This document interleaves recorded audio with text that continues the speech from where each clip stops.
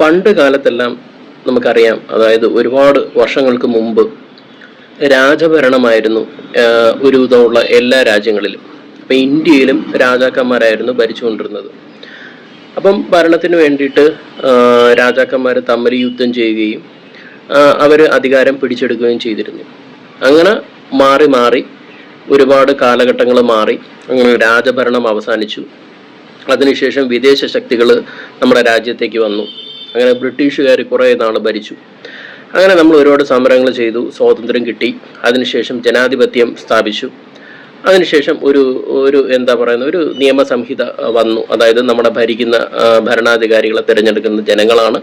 അപ്പം നമ്മുടെ ഈ രാജ്യത്തിൻ്റെ പരമോന്നത അധികാരം എന്ന് പറയുന്നത് ജനങ്ങൾക്ക് തന്നെയാണ്. ജനങ്ങൾ തിരഞ്ഞെടുക്കുന്ന ഈ പറയുന്ന പോലെ മുഖ്യമന്ത്രിയും പ്രധാനമന്ത്രിയും അങ്ങനെയുള്ള ആൾക്കാരാണ് നമ്മളെ ഭരിക്കുന്നതും ഈ രാജ്യത്തിന് വേണ്ടിയിട്ടുള്ള എല്ലാ കാര്യങ്ങളും മുന്നിട്ട് ചെയ്യുന്നതുമെല്ലാം നമുക്കറിയാം. അപ്പം മറ്റ് കുറേ പ്രോട്ടോക്കോളുകളുണ്ട്. നമുക്കറിയാം, നമുക്ക് കോടതിയുണ്ട്, പോലീസ് വകുപ്പുണ്ട്, അങ്ങനെ ഒത്തിരി ഒത്തിരി എല്ലാത്തിനും ഓരോ തരം വകുപ്പുകളും നിയമങ്ങളാലും ചുറ്റപ്പെട്ടതാണ് നമ്മുടെ സമൂഹം എന്ന് പറയുന്നത്. നമുക്ക് അങ്ങനെ ഫ്രീ ആയിട്ട് ഒന്നും ചെയ്യാനൊന്നും പറ്റത്തില്ല. ഈ പറയുന്ന പോലെ എല്ലാത്തിനും അതിൻ്റേതായിട്ടുള്ള നിയമങ്ങളുണ്ട്, വകുപ്പുകളുണ്ട്, എല്ലാം ഉണ്ട്. പക്ഷെ ഇപ്പോഴും കാലഘട്ടം 2025 ഇനിയും ഒരുപാട് കാര്യങ്ങളിൽ പുരോഗതി കൈവരിക്കാനുണ്ടെന്ന് നമുക്ക് തന്നെ അറിയാം.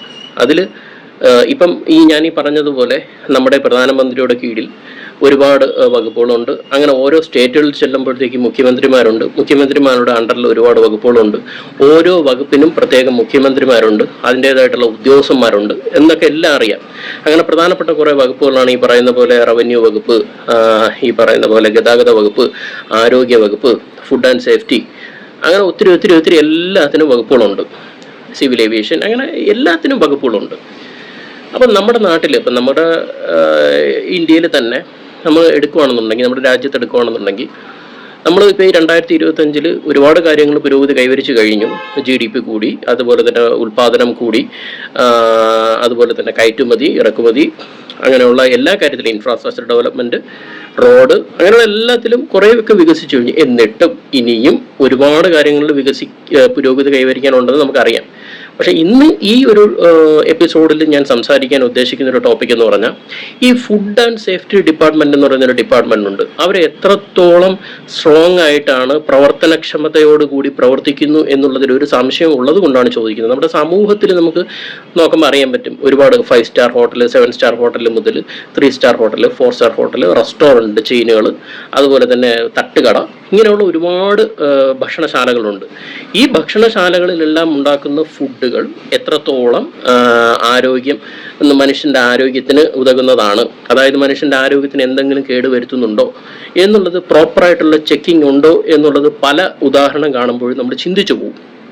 അതിലേറ്റവും ഒരു ഉദാഹരണം നമുക്ക് പറയുകയാണെന്നുണ്ടെങ്കിൽ, ഈ സ്ട്രീറ്റ് ഫുഡുകൾ, അതായത് ഈ സ്ട്രീറ്റ് ഫുഡുകളും അവരും ജീവിക്കാൻ വേണ്ടിയിട്ടാണ് തീർച്ചയായിട്ടും അവർ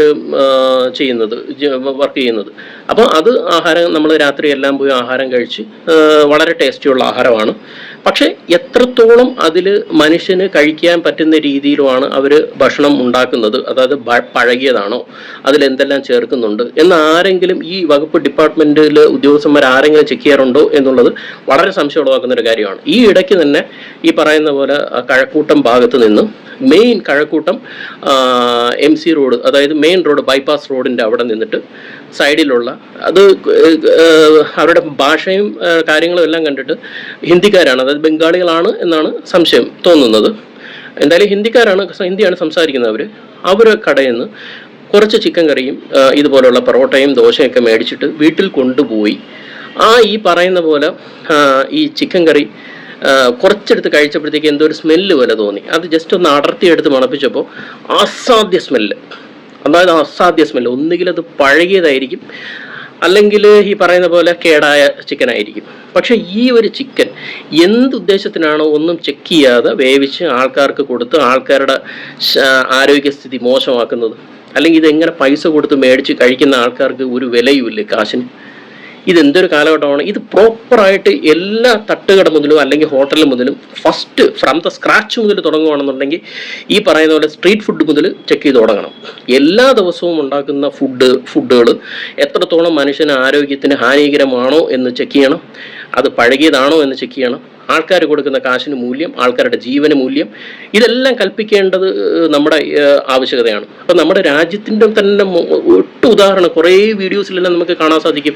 വളരെ വൃത്തിഹീനമായിട്ടുള്ള അന്തരീക്ഷത്തിൽ ആഹാരം പാകം ചെയ്യുന്നതും ഉണ്ടാക്കുന്നതും എല്ലാം.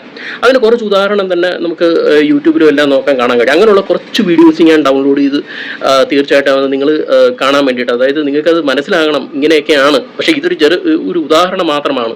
അപ്പം മിക്ക സ്ഥലത്തും നമ്മൾ കാണുന്നുണ്ട് ഈ പറയുന്ന പോലെ ഷവർമ കഴിച്ചു മരിച്ചു, അല്ലെങ്കിൽ മറ്റാഹാര സാധനത്തിൽ ഫുഡ് പോയിസൺ വന്ന് മരിച്ചു എന്നൊക്കെ നമ്മൾ കേൾക്കും.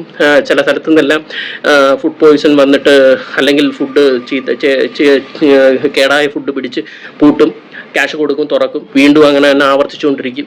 ഇതിനൊരു അവസാനമില്ലേ? ഇതിനൊരു പ്രോപ്പറായിട്ടുള്ള ഒരു സൊല്യൂഷൻ എന്തുകൊണ്ട് ഈ വകുപ്പുകൾക്ക് കണ്ടെത്താൻ പറ്റുന്നില്ല എന്നുള്ളതാണ് ഒരു ചോദ്യം. എന്തായാലും വളരെ മോശമാണ് ഈ പറയുന്ന പോലെ ആൾക്കാരുടെ ഈ സ്ട്രീറ്റ് ഫുഡും അതുപോലെ തന്നെ മറ്റെല്ലാ ഭക്ഷണശാലകളിലും ഉണ്ടാക്കുന്ന ഫുഡ് തീർച്ചയായിട്ടും പ്രോപ്പറായിട്ട് ഹൈജീനിക് ആണോ, അതായത് കേടുവരാത്തതാണോ, ആൾക്കാരുടെ ആരോഗ്യത്തിനും കോട്ടം തട്ടുന്നതാണോ എന്നുള്ളത് തീർച്ചയായിട്ടും ഒരു പരിശോധന സ്ട്രിക്റ്റ് ആക്കാൻ വേണ്ടിയിട്ട് ഈ വകുപ്പ് ഇനിയെങ്കിലും ശ്രദ്ധിച്ചില്ലെങ്കിൽ വളരെ മോശമാണ്.